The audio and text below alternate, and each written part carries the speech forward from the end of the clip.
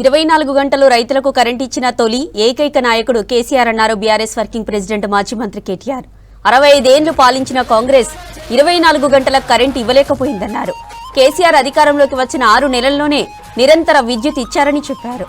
ప్రతిపక్షంలో ఉన్నప్పుడు రేవంత్ రెడ్డి వ్యవసాయానికి 3 గంటల కరెంటు చాలన్నారని విమర్శించారు.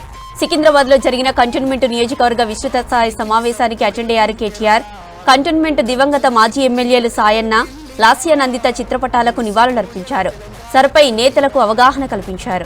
14కు పూర్వం కేసీఆర్ గారు ముఖ్యమంత్రి కాకముందు, తెలంగాణ రాష్ట్రం ఏర్పడక ముందు మన హైదరాబాద్ మహానగరంలో మన కంటోన్మెంట్ లో కరెంటు పరిస్థితి ఎట్లుండే, తర్వాత ఎట్లా మారింది ఒక్కసారి యాద్ చేసుకోండి.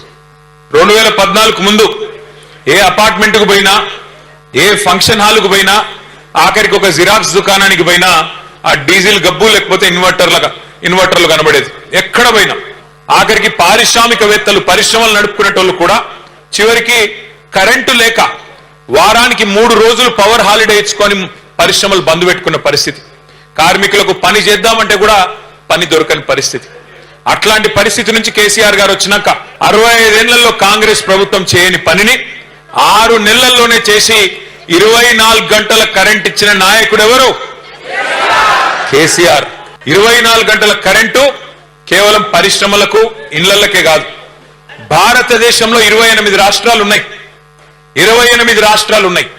కోట్ల మంది రైతులు ఉన్నారు. కానీ 79 ఏళ్ల భారతదేశ చరిత్రలో వ్యవసాయానికి ఉచితంగా కరెంట్ 24 గంటల కరెంట్ ఇచ్చిన నాయకుడు ఎవరు? 24 గంటలు రైతుకు కరెంట్ ఇచ్చిన నాయకుడు కేసీఆర్. రేవంత్ రెడ్డి గారు ఈ రోజు కాదు, ముఖ్యమంత్రి కాకముందు అమెరికాలో ఒక సమావేశానికి పోయినప్పుడు అక్కడ ఆయన అడిగినారు ప్రశ్న, మరి కేసీఆర్ గారు 24 గంటలు కరెంట్ ఇస్తున్నాడు కదా వ్యవసాయానికి, మరి మీరేం చేస్తారు అని అడిగితే ఆ రోజు రేవంత్ రెడ్డి గారు చెప్పిన మాట, వ్యవసాయానికి 24 గంటల కరెంట్ ఎందుకండి, వేస్ట్, 3 గంటలు చాలు అని చెప్పిండు. 3 గంటలు కరెంట్ ఇస్తే చాలు, దినం 3 గంటలు ఇస్తే చాలు, అంతకంటే ఎక్కువ అవసరం లేదు అన్నాడు. కానీ నిన్న ప్లేటు ఫిరాయించి మాట మార్చి ఏం చెప్తున్నాడు, 24 గంటల కరెంట్ ఇయనికే నేను రైతు డిస్కౌంట్ పెడుతున్నా, రైతుల కోసం ప్రత్యేకంగా ఎట్లయితే ఎస్పీడీసీఎల్ ఎన్పీడీసీఎల్ ఉంటుందో అట్లాగే కొత్త డిస్కౌంట్ పెడుతున్నా రైతులకు అంటున్నాడు.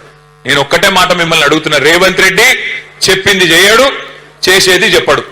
ఆయన అలవాటు అది ఇప్పటికే.